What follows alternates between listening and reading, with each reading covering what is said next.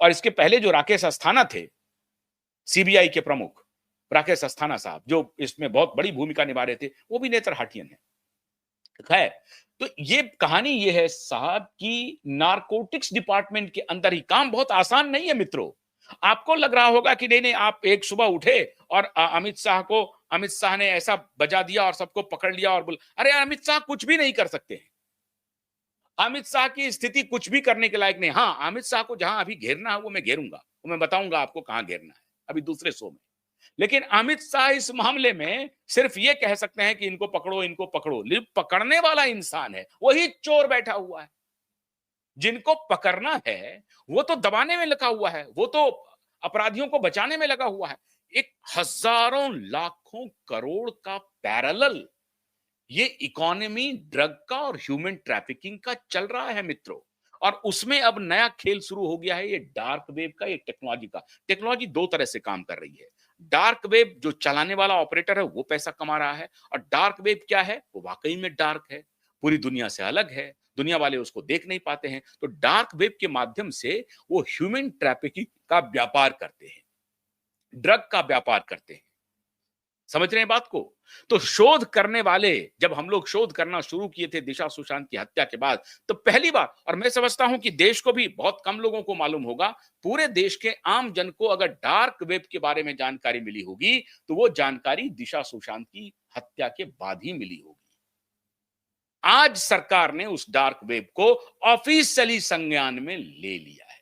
और खबर मुझे आ रही है मित्रों कि इस बैठक में, जो इसी सप्ताह होने जा रही है, इस बैठक में मुंबई का जो खास तौर से डोजियर तैयार हुआ है, डिनो मौर्य, सलमान खान, सूरज पंचोली, मैंने कहा था वो खैर नहीं है इन लोगों की, और खैर नहीं होने वाली है। तो सूरज पंचोली, डिनो मौर्य, सलमान खान, रिया चक्रवर्ती, सौभिक चक्रवर्ती, इन सबके नाम उन डॉजियर में हैं। और ये सभी हिट लिस्ट पर हैं, हिट लिस्ट पर।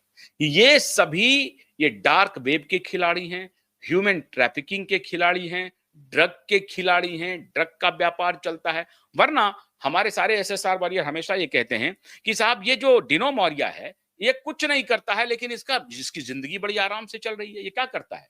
तो पता चला कि आदित्य ठाकरे के साथ मिल करके अपने भाई को ठेकेदारी में इन्वॉल्व करवा दिया है, और मीठी नदी में ठेकेदारी का धंधा करवा रहा है। वो भी साउथ की एक कंपनी है, उसको 65 करोड़ का टेंडर दिलवाने का काम किया है। तो ये आदित्य ठाकरे ने कभी डिनाई कर दिया था कि मेरा रिश्ता नहीं है डिनो मौर्य से, रिया चक्रवर्ती को मैं जानता नहीं हूं। आदित्य ठाकरे और रिया चक्रवर्ती के साथ के रिश्ते को नारकोटिक्स डिपार्टमेंट ने ही एस्टैब्लिश किया मित्रों। सीबीआई तो कह रही है कि नहीं नहीं, वो तो आदित्य उद्धव ठाकरे की जगह कोई और था जिसको फोन कर रही थी रिया चक्रवर्ती। सीबीआई का टोटल इन्वेस्टिगेशन सिर्फ इसीलिए रिया चक्रवर्ती को बचाने के लिए हो रहा है, क्योंकि रिया चक्रवर्ती अगर फंसेगी तो रिया चक्रवर्ती के तार आदित्य ठाकरे और तमाम ड्रग कार्टल और ह्यूमन ट्रैफिकिंग तक पहुंचेगी। और जैसा मैंने आपको बताया कि एक डिपार्टमेंट में एक ऑफिसर इस पूरे एक्सपोजे को दबाने में लगा हुआ है, और उसी डिपार्टमेंट का दूसरा ईमानदार ऑफिसर हम जैसे लोगों को इंफॉर्मेशन भी पहुंचा रहा है। लड़ाई बहुत कठिन है मित्रों, आसान लड़ाई बिल्कुल नहीं है। तो तू डाल डाल हम पात पात, रोज आंख मिचौनी का खेल चल रहा है।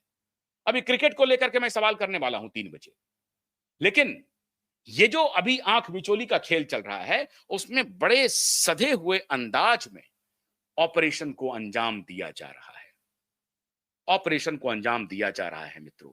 कोविड के दौर में यही हो रहा था।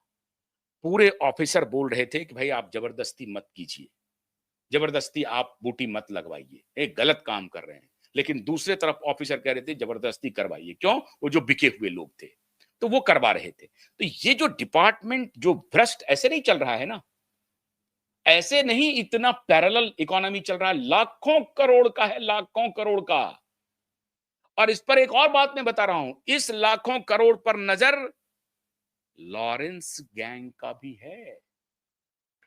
लॉरेंस बिश्नोई गैंग को पता चल गया है कि ये जो लाखों करोड़ का कारोबार है, ये कारोबार खाली बॉलीवुड का नहीं है। बॉलीवुड के पीछे कौन है?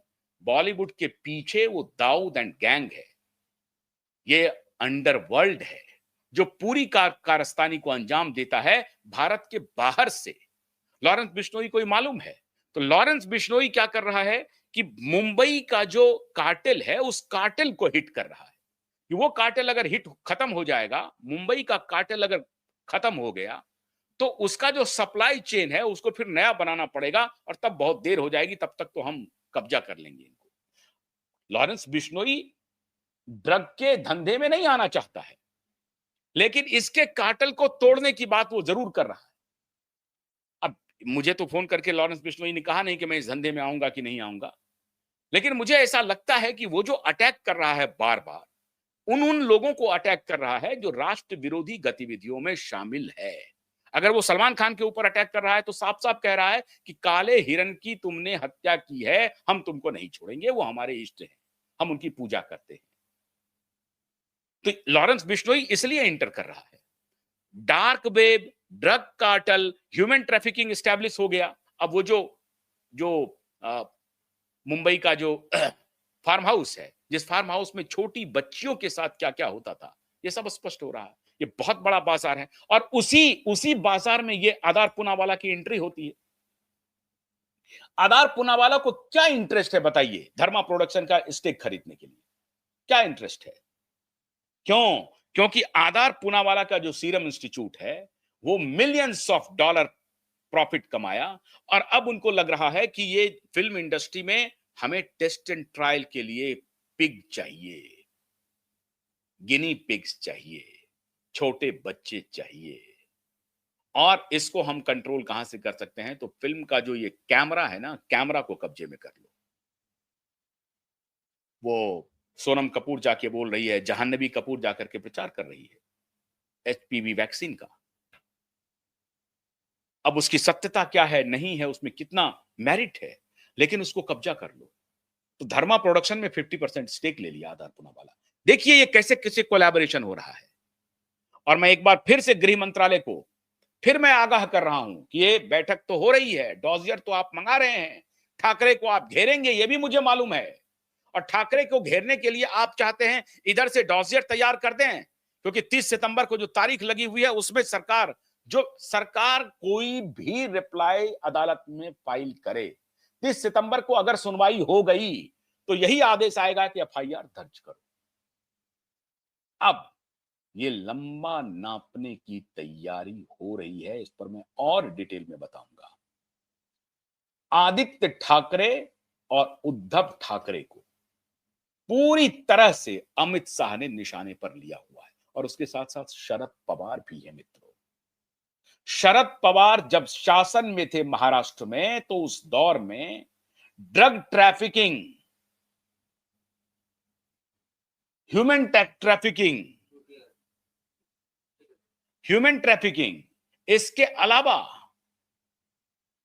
हथियारों की तस्करी जोर पर थी, ब्लैक मनी उसकी तस्करी, नकली नोट उसकी तस्करी जोरों पर थी। ये पूरा मुंबई का फिल्म उद्योग जो पिछले पिछले 15-20 वर्षों में चला है, जबकि दाऊद की छाया पड़ी है, तो वो सारे नकली नोटों के सहारे चली है। मुंबई के टॉकीज टू टॉकीज हाउसफुल हो जाते हैं, उसमें चोर दरवाजे से नकली नोटों का खेल चलता है। ये बहुत बड़ा कार्टेल है मित्रों। इसीलिए ये जो अब जो डॉजियर पर चर्चा हो रही है, ये डॉजियर आप देखिएगा, हम तो उम्मीद करते हैं, मुझे ये अपेक्षा नहीं थी कि ऐसी बात हो जाएगी, लेकिन सितंबर महीने में 30 सितंबर के पहले अगर ये डॉजियर तैयार हो रहा है तो अंदरूनी तरीके से समझिए फाइल पूरी तरह से तैयार हो रही है। नपेगा, सब नपेगा, लेकिन ये दरवाजा इधर से तो फाइल तैयार कर देंगे और उधर से अदालत से ये कहेंगे कि भाई अदालत ने आदेश दिया है, मैं कुछ नहीं कर सकता हूं। तो साक्ष्य जुटाए जा रहे हैं बहुत ही तगड़े, और इन साक्ष्यों के आधार पर बहुत लंबी तैयारी हो रही है ठाकरे के लिए।